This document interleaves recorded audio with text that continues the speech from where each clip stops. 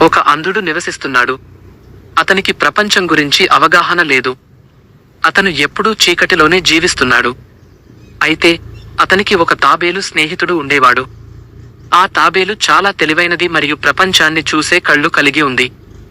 ఒకరోజు తాబేలు అంధుడికి చెప్పింది, ప్రపంచం చాలా అందమైనది. రంగులు, ఆకారాలు, ప్రకృతి అందం అన్నీ చూడవలసినవి. అంధుడు ఆశ్చర్యపోయాడు. అతను ఎప్పుడూ చూడలేదు కాబట్టి ప్రపంచం ఎలా ఉంటుందో ఊహించుకోలేకపోయాడు. తాబేలు అంధుడికి ప్రపంచాన్ని వివరించడం మొదలుపెట్టింది. అది చెప్పిన ప్రతి విషయానికి అంధుడు ఆశ్చర్యపోయేవాడు. అతను ప్రపంచం గురించి ఊహించడం మొదలుపెట్టాడు.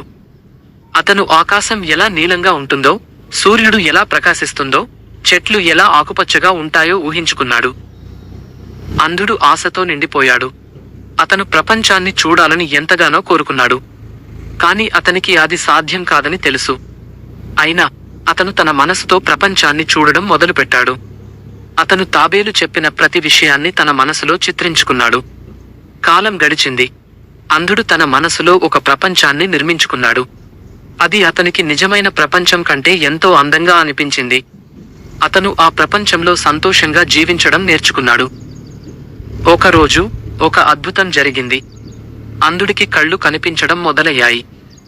అతను చుట్టూ ఉన్న ప్రపంచాన్ని చూడగలిగాడు. అది అతని మనసులో ఊహించుకున్న ప్రపంచం కంటే కొంచెం భిన్నంగా ఉంది. కాని అతను నిరాశ చెందలేదు. అతను తన మనసులో నిర్మించుకున్న ప్రపంచం అతనికి ఎంతో బలం ఇచ్చిందని తెలుసు. అంధుడు తన జీవితంలో ఎదురైన అన్ని అవరోధాలను అధిగమించాడు. అతను తన మనసును బలంగా ఉంచుకుని ప్రపంచాన్ని తనదైన రీతిలో చూడగలిగాడు. అతను ప్రతి ఒక్కరికి ప్రేరణగా నిలిచాడు. నీతి: మనం ఎదుర్కొనే అవరోధాలు మనల్ని నిరుత్సాహపరచకూడదు. మన మనసులో ఒక ప్రపంచాన్ని నిర్మించుకోవాలి. ఆ ప్రపంచం మనకు బలం ఇస్తుంది. అంతేకాకుండా మనం ఎప్పుడూ ఆశతో ఉండాలి. ఎందుకంటే అద్భుతాలు జరగవచ్చు.